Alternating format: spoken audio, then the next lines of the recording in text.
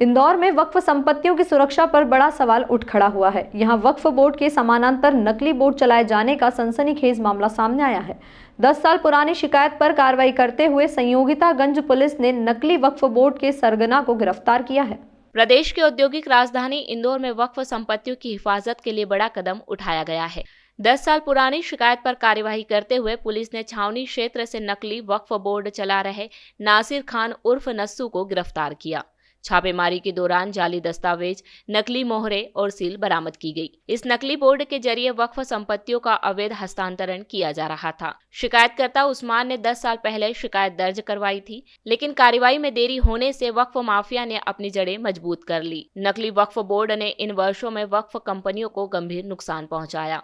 वक्फ board के अध्यक्ष doctor Sanawar Patel के नेतृत्व में अब वक्फ माफिया के खिलाफ सख्त कदम उठाए जा रहे हैं। बोर्ड वक्फ संपत्तियों की सुरक्षा और पारदर्शिता सुनिश्चित करने के लिए प्रतिबद्ध है। वक्फ बोर्ड अध्यक्ष डॉक्टर सनावर पटेल ने कहा कि हम वक्फ संपत्तियों की हिफाजत और माफिया के खिलाफ सख्त कार्रवाई के लिए प्रतिबद्ध हैं। हर किसी को जागरूक रहकर इस मुहिम में सहयोग करना चाहिए। वक्फ संपत्तियां सिर्फ बोर्ड की नहीं बल्कि सभी की जिम्मेदारी है। इनकी हिफाजत के लिए सतर्कता जरूरी है। किसी भी प्रकार की गड़बड़ी की सूचना तुरंत अधिकारियों तक पहुंचानी चाहिए। वक्फ बोर्ड के वहाँ पर शिकायत हुई थी, 2012 की शिकायत है। कुछ आवैधानिक संपत्ति को वक्फ बोर्ड की कर दी गई थी। कुछ ऐसे लेटर पेड और सीले के माध्यम से जो आवैधानिक किसी और की संपत्तियां होती हैं, कुछ एक वक्फ बोर्ड पर्सनल वक्फ बोर्ड चल रहा था छावनी।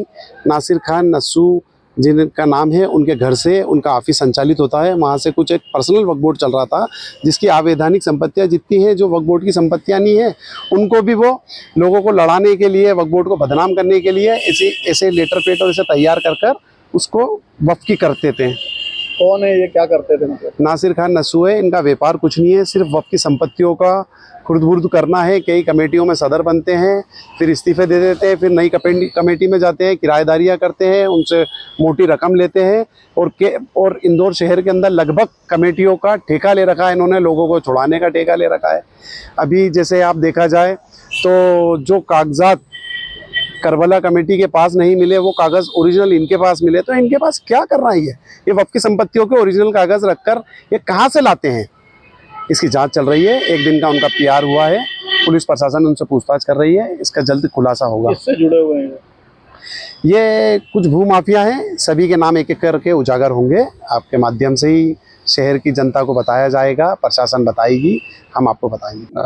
वक्फ बोर्ड भोपाल के CEO ने एक अधिकृत व्यक्ति को यहाँ पे कल आवेदन के साथ प्रस्तुत किया, जिस पर उनके द्वारा जांच करके ये बताया गया कि वक्फ बोर्ड की संपत्ति एक नासिर शाह मोहम्मद जो छावनी का निवासी है, उनके द्वारा फर्जी लेटर हेड और फर्जी दस्तावेज़ों के आधार पर वक्फ की संपत्ति को खुर्द-बुर्द करने का और फर्जी लेटर हेड बनाकर उसका दुरुपयोग करने का आरोप उनके ऊपर दिया, शिकायत दी, जिस पर से उनके ऊपर प्रथम दृष्टया जो दस्तावेज सबमिट किए गए उस पर धारा 420, 67, 68, 71 का मामला पंजीबद्ध किया गया IPC के तहत, क्योंकि ये मामला 2012 से लेकर विगत दिनांक तक का था, जिस संबंध में फिर कुछ डॉक्यूमेंट्स और कुछ चीज़ें सील उनके यहाँ से जब्त की गई हैं, जिस पर अभी जांच पड़ताल जारी है।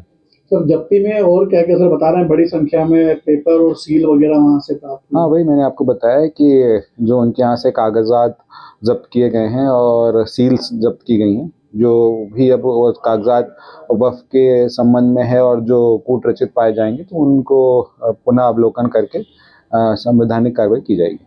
अनुमानित ये जो गोरख धंधा चल रहा था फर्जी डॉक्यूमेंट्स का, अभी तक कुछ पुलिस ऐसा अंदाजन बता सकती है कि प्रथम दृष्टया कितने जमीनों का ये इधर से उधर कर चुका है? अभी तक की जांच में ऐसा कुछ नहीं सामने आया। कल ही इनके द्वारा आके आवेदन दिया गया था, जिस पर से कल ही FIR की गई थी। अब आज दस्तावेज जब्त किए गए हैं, उसका अवलोकन करने के बाद ही स्पष्ट हो पाएगा कि कितनी इस बात में सच्चाई है और किस किस जमीन या कौन कौन से संपत्तियों पर इनके द्वारा अनुचित लाभ लिया गया। आरोपी पर कोई प्रकरण दर्ज है? आरोपी में कुछ मारपीट के और पूर्व के प्रकरण भी पंजीबद्ध, उसका पुराना आपराधिक रिकॉर्ड। इंदौर से द नेशन टाइम की रिपोर्ट।